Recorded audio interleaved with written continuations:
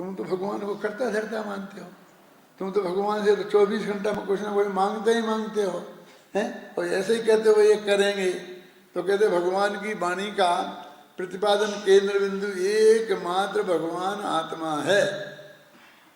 ये भगवान जो समुद्र में बैठे जानते सब कुछ हैं और बताते सिर्फ अपने भगवान आत्मा को हैं।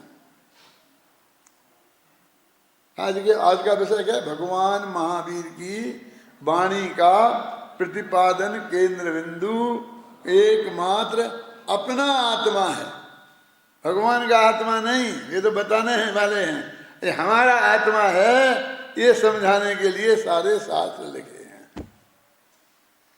जब मैं ये बात कहता हूं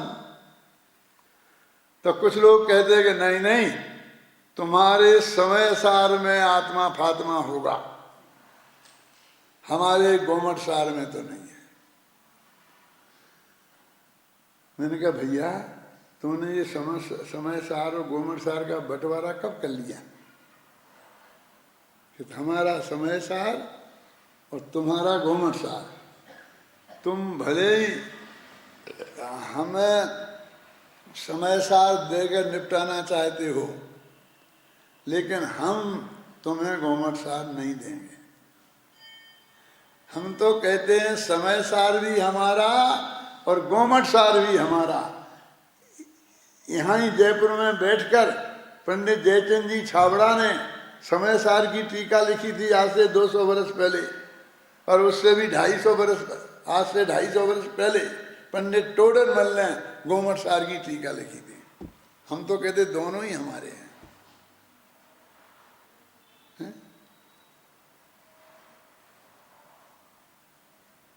लोगों ने ऐसा बांट लिया है कि समय सार उनका, गोमट सार उनका, पद्म पुराण उनका, फलाना उनका। इस सारी द्वादशांग वाणी नामक जो शास्त्र हैं वो सब सभी जैनियों के हैं। इसलिए तुम चाहे जैसा कहोगे तुम्हारा गोमट सार, हम तुम्हें गोमट सार देने को तैयार नहीं है। तुम्हें तो ये भ्रम है कि गोमट सार में तुम्हारी बात लिखी है, इसलिए तुम अपना बना रहे। जब तुम्हें ये मालूम पड़ेगा कि हमारी नहीं है, आत्मा ही की है, तो शायद तुम उससे भी नाता तोड़ दोगे।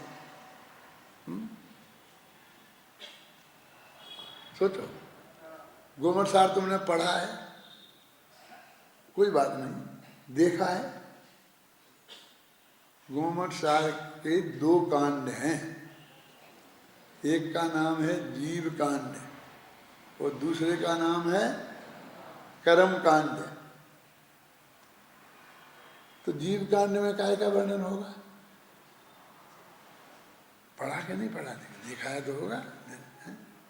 तुम तो कहते कर्म कांड में कर्मों का है, और समय सार में आत्मा का। समय माने होता है आत्मा और सार माने सार होता ही है, और उनका कर्म कांड। अरे भाई, जीव कांड में भी जीव का ही वर्णन है, तो उसमें तो लिखा समय सार और इसमें लिखा जीव कांड। ऐसा क्यों किया? इसमें भी लिखते जीव सार या उसमें लिखते कर्म कांड। जब जीव की चर्चा है तो आत्मा की चर्चा है ना, तो नाम अलग क्यों रखे? कहते हैं उसमें है शुद्ध आत्मा की चर्चा। सार माने होता है शुद्ध, इसलिए उसका नाम रखा समय सार। और इसमें क्या है कि आत्मा कैसे कैसे कर्म बांधता है। कर्म कब बांधता है? जब कर्म कांड करता है तब। कांड किसे कहते हैं आप जानते हैं? खोटे काम को। अच्छे काम को कोई कांड नहीं कहता। आदिनाथ महावीर मोक्ष गए तो उन्होंने कांड किया नहीं लिखा। लंका जीत के आए तो उन्होंने कांड लिखा। सीता का अपहरण किया तो कांड लिखा। कांड माने खोटा काम। और सार माने बढ़िया काम।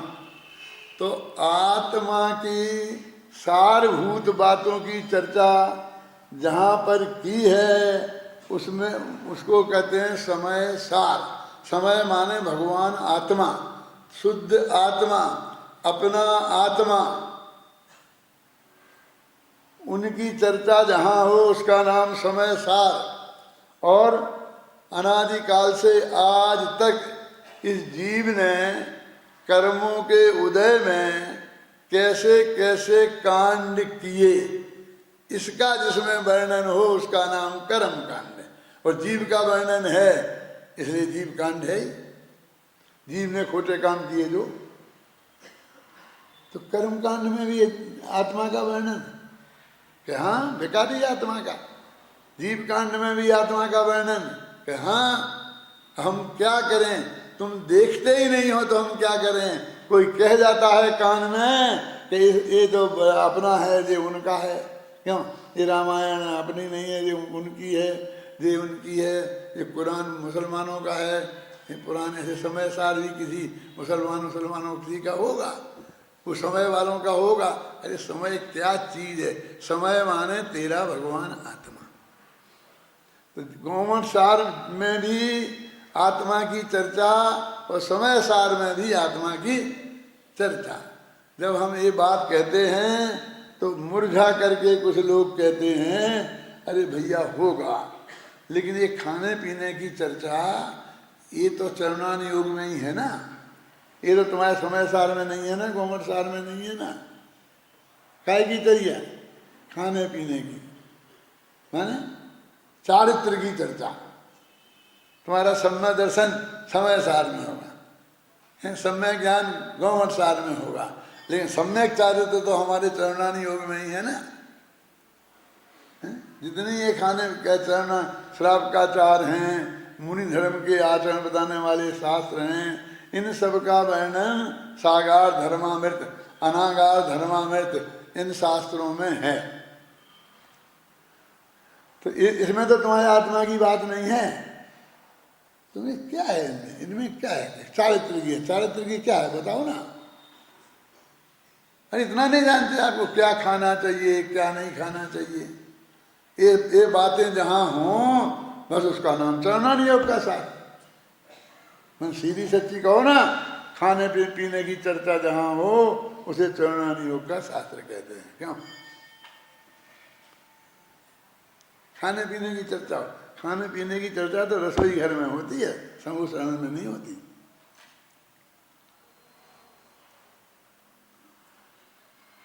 तो यही है ना। लेकिन मैं पूछता हूं कि आलू नहीं खाना चाहिए, समझो क्यों नहीं खाना चाहिए था? कि उसमें अनंत जीव होते हैं। जीव की बात मत करो, तय हो गया था कि वो तो गोमठ सार को और समय सार को सौंप दिया। अब श्राप का चार के बीच में तुम जीव मत घुसेड़ो। बस नहीं खाना चाहिए कहो, हम मान जाएंगे, लेकिन उसमें जीव होते हैं। अरे क्यों नहीं खाना? इसलिए नहीं खाना कि उसमें अनंत जीव होते हैं। और किसे नहीं खाना? कौन नहीं खाए? जीव। एक इंद्री, दो इंद्री, तीन इंद्री, चार इंद्री तो नहीं खाएं वे भी जीव, खाएं वे भी जीव। किसे खाएं वे भी जीव, किसे क्यों नहीं खाएं वे भी जीव।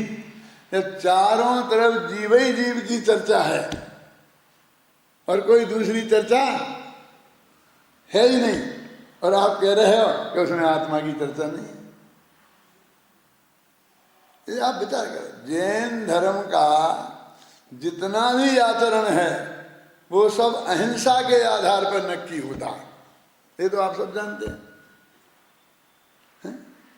अहिंसा के आधार, हमें वही पता नहीं है कि भगवान की वाणी में ये लिखा है कि इसमें अनंत जीव हैं। होंगे, शायद होंगे, शायद क्यों? भगवान ने लिखा ना, फिर शायद क्यों लगाते? तो किसने देखे? भगवान ने देखे और किसने देखे? हमने तो देखे नहीं। हम तो भगवान की कही हुई बात आपको सुना रहे हैं कि इनमें अनंत जीव होते हैं। एक तरह की सही घटना है कि मैं बम्बई गया था पर्यूषण में, संयम धर्म का दिन था और मैं यही समझा रहा था कि भाई ये अभक्ष पदार्थों का सेवन नहीं करना चाहिए, इसमें अनंत जीवों का घात होता है। तो एक लड़का 20 सभा में खड़ा हो गया, बोला मेरा एक प्रश्न है। मैंने कहा ये बाद में पूछ लेना, मेरा भाषण पूरा हो जाने दे। नहीं बताना पड़ेगा, मैं दुबला पतला पंडित है, माफ कर दे, आपको तो बताना ही पड़ेगा। मैंने कहा अच्छा। उसमें बोले हमने सुना है कि अनंत जीव होते हैं। तुमने सही सुना, अनंत जीव होते हैं। तो बोले उनकी उम्र कितनी होती है? मैंने कहा फटाफट बताया है? एक श्वास में 8-10 बार जन्म्यो मरियो भरियो दुख भार। एक श्वास में 18 बार जन्मते हैं और 18 बार मरते हैं। तो मुस्कुरा कर बोला कि जब मैंने डाल पे आलू रख कर दबाया तो वो अपनी आयु पूरी होने से मरा कि मेरे डाल के दबाने से मरा? बोलो बता, क्योंकि इतने में तो उसकी आयु पूरी हो जाती है। तो वो अपनी मौत मरा, हमने तो मारा नहीं, तो हमें काहे का पाप? मैंने कहा अच्छा ये तो बहुत समझदार है। हम तो समझते थे हम बहुत बड़ी 30 मार खाएं, सारी दुनिया की 32 चक्कर काट जाए, और इसने तो हमें अपने गाँव यहीं प्रचार दिया। कोई जवाब देते नहीं बन रहा है। फिर भी हमने कहा शांति से बैठो, शांति से, घोड़े पे से उतरो बेटा, घोड़े पे से उतरो, बातें मत बनाओ, जवाब दो। मैंने कहा तुम्हारे मकान में 3री मंजिल बिल्कुल खाली है ना? और जो मैदान है नीचे का वो भी बहुत बढ़िया ग्राउंड है। अभी आजकल ऐसा हो रहा है कि जो बाल बच्चे पैदा होते हैं ना, तो उनको अस्पताल में बच्चा पैदा हो इसके लिए 6 महीना पहले रिपोर्ट लिखानी पड़ती है। नाम लिखा दो तो 6 महीने बाद जगह मिलती है। कहीं ऐसे ही बढ़ता रहा और 12 महीना पहले नाम लिखाने का मौका आ गया तो नाम कैसे लिखाएंगे? मैंने बहुत परेशानी है। इसलिए आपकी जो 3री मंजिल है उसको एक अच्छा जच्चा खाना बना दो। और नीचे जो मैदान है, आप कहते जब किसी को जलाने जाते हैं तो 10-10, 20-20 मील जाना पड़ता है, इतनी दूर नहीं जा सकते हैं। तो अपने घर मैदान में एक बहुत बढ़िया वो आजकल उसका नाम रखते हैं मोक्ष धाम। क्यों नहीं जाएंगे? हमको ऐसे ही मोक्ष में जाना है ना, और बिल्कुल नक्की और पक्की है, पक्का है, अंत में वहां तो जाएंगे ही जाएंगे ना। मरघट में तो जाएंगे कि नहीं जाएंगे? तो हमने उसका बहुत बढ़िया नाम रख दिया मोक्ष धाम। तो एकदम आग बबूला लाल लाल हो गया, बोला क्या बकते हो, आपने क्या समझा? मेरे घर को मुर्दा घर समझा है क्या? जच्चा घर समझा है क्या? लेकिन मैंने तो कुछ नहीं समझा, लेकिन दिक्कत है ना समाज को। आखिर कहाँ जाएं बच्चे पैदा हों? आप चिंता मत करो, कोई जिसकी हत्या की गई होगी ऐसे आदमी का वहां पर हम दाह संस्कार नहीं करेंगे। जो अपने आप मौत मरा होगा, बिल्कुल अहिंसक तरीके से मरा होगा, उसी के को जलाएंगे। ख्याल में तुम भी तो अपने मुंह में उसको नहीं मारोगे जिसकी आयु नहीं पूरी हुई है। जिसकी आयु पूरी हुई है उसी को मारोगे ना। तो जब तुम मुंह में मार सकते हो तो यहां क्यों नहीं कर सकते हो? और बच्चे भी जो वैध बच्चे होंगे वही तुम्हारे घर में पैदा कराएंगे। जो अवैध बच्चे होंगे, है ना, पर पुरुष से संयोग से पैदा हुए होंगे, उनका जन्म संस्कार यहाँ नहीं कराएंगे।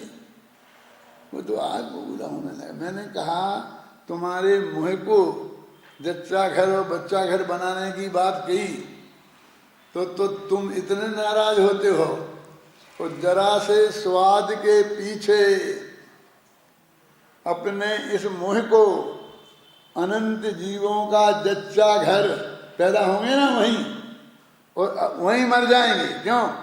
तो अनंत जीवों का मुर्दा घर बनाने को तैयार हो। जब ये सुना तो वो सोचने लग गया और उसने हाथ जोड़ के कहा कि अब मैं प्रतिज्ञा करता हूँ कि आज से मैं आलू जमीकंद नहीं खाऊंगा। लेकिन ये बात तो बंबई की थी, जयपुर वालों से मुझे कुछ नहीं कहना। माने हमारा जितना भी आचरण है वो आचरण भी जीव की मुख्यता से है और जीव ना मरे अहिंसा की मुख्यता से है। इसलिए ये भी आत्मा की बात हुई कि जाने दो, बहुत बातें हो गई। प्रथमान योग में तो कहानी किससे ही है ना। प्रथमान योग समझते हो, कथान योग, परम पुराण, आदि पुराण इन्हें बोलते हैं ना। तो इनमें तो कहानी किससे ही है ना। किसके? तोता के, मैना के। किसके कहानी किससे है? 63 शलाका के महापुरुषों के। यदि तोता मैना के भी हों तो कौन सी बुरी बात है, वे भी तो आत्मा है। तोता मैना भी आत्मा है और 63 शलाका के महापुरुष भी महात्मा है। तो आत्मा ही की बात हुई कि नहीं? बोलिए। प्रथमान योग में जितनी चर्चा है वो भी आत्मा है, आत्मा की चर्चा है। तो हम तो ये देखते हैं किस तरह चारों अनुयोगों में एकमात्र आत्मा की चर्चा है और आत्मा की नहीं, आत्मा के हित की चर्चा है। तो क्लियर शब्दों में बोलते हैं, आत्म में को हित है, हित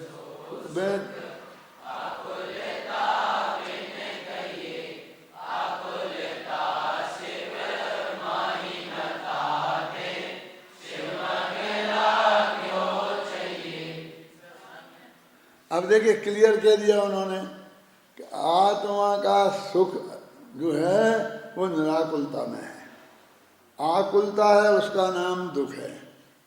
और जिसको आकुलता नहीं चाहिए हो, निराकुलता चाहिए हो, तो निराकुलता मोक्ष में है और कहीं नहीं है। इसलिए जिनको निराकुलता चाहिए हो उन्हें मोक्ष के मार्ग में लगना चाहिए। शिव मग लाग्यो चाहिए, मोक्ष के मार्ग में लगना चाहिए, क्योंकि सुख और शांति वही है, किसी दूसरे में नहीं है, दूसरे से प्राप्त नहीं होगी। जैन धर्म ही एक ऐसा धर्म है, भगवान महावीर ही एक ऐसी बात है कि जो ये कहते हैं तेरा सुख तेरे में है और तुझा सुख तुझ में से ही तुझे प्राप्त होगा। दूसरे की शरण में तेरे सुख की प्राप्ति कभी होने वाली नहीं। और उसके प्राप्त करने का उपाय एकमात्र अपने आत्मा को जानना है, पहचानना है, उसमें जमना रमना है। मोक्ष का मार्ग माने सुखी होने का रास्ता। और वो क्या है कि अपने को जानो, ये जानो कि ये मैं हूँ। अकेले जानो ही जानो नहीं, ये जानो कि ये मैं हूँ। कोई रास्ते में आप जाते हो और जानते ये मकान है, कितना आनंद आता है। कुछ फिर कोई कहता है भाई साहब ये आपका मकान है, क्यों? और आपको पता नहीं था, फिर पता चलता है सचमुच एक हमारा मकान यहाँ भी है बाप दादों का, क्यों? और आजकल तो इसके भाव बहुत चढ़ गए हैं। तो आपको कितना आनंद आता है उसी मकान में से। अभी तक बिल्कुल नहीं आ रहा था। कहाँ से आया जे? मकान में से कि अपनेपन में से। ये आया ना, ये मेरा है। ऐसे ही आत्मा को तुम जानो तो कुछ आनंद आने वाला नहीं है, लेकिन साथ में ये जानो कि ये मैं हूं तो फिर उसके आनंद अलग बात है। ऐसा जानो और फिर ऐसा मानो, ये सम्मा दर्शन सम्यक ज्ञान। और फिर इसमें ही अपने उपयोग को लगा दो, इसमें ही लीन हो जाओ। जब हमारे लिए जो चीज़ें चाहिए वो सब चीज़ें मिल गई हमें मालूम पड़ेगा कि मकान है, सारी सुविधाएं हैं, नौकर हैं, चाकर हैं, सब बात है यहाँ पर, हमें और कहीं कोई आवश्यकता नहीं है।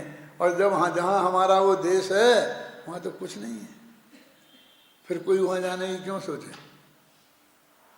क्यों? हमारा ऐसा दोष थोड़ी है, वो तो हमारा वो जेल थी, जहाँ जेल में हम बंद थे, वो हमारी थोड़ी थी, वो तो गवर्नमेंट की थी। क्यों? वहाँ से भागना चाहता है, जिंदगी भर जिस जेल में रहा वहाँ से भागना चाहता है, और जिसे आज तक देखा ही नहीं, नमूना भी नहीं देखा, क्यों? और भरोसा हो जाए कि इसमें ही सुख शांति है, तो वहाँ चाहता है। तो इतना सा मोक्ष मार्ग है कि अपने भगवान आत्मा को जानो। कौन जाने? कि तुम ही जानो। किसे जाने? कि तुमको ही जाने। कोई रंचमात्र पराधीनता नहीं है। दूसरों को जानो तो ठीक और नहीं जानो तो ठीक, दूसरे तुम्हें जाने तो ठीक और नहीं जाने तो ठीक, कोई ज़रूरत नहीं है। जानने का स्वभाव तो है, जान तो सकते हैं, लेकिन जानना जरूरी नहीं है मोक्ष में जाने के लिए, सुखी होने के लिए। लेकिन अपने आत्मा को जानना जरूरी है। क्यों? क्योंकि अब अनंत काल वहीं रहना है ना, उसी में जमिए, उसी में रमिए, है ना? कहाँ लिखा बोलो? वहीं रहना पड़ेगा। कहाँ लिखा? हम जानते हैं, हम शास्त्री हैं, तुम समझते क्या हो? हमसे पूछते हो कहाँ रहना? लिखा है ना, रही है अनंता अनंत काले यथा तथा शिव परिणये। वे जीव जो मोक्ष में गए हैं अब अनंता काल तक वहीं रहेंगे। कैसे रहेंगे? कि जैसे अनंत स्वरूप परिणमित हुए हैं, यथा तथा यथा परिणये, जैसे वो परिणमित हुए हैं अब अनंत काल तक ऐसे ही सुखी रहेंगे।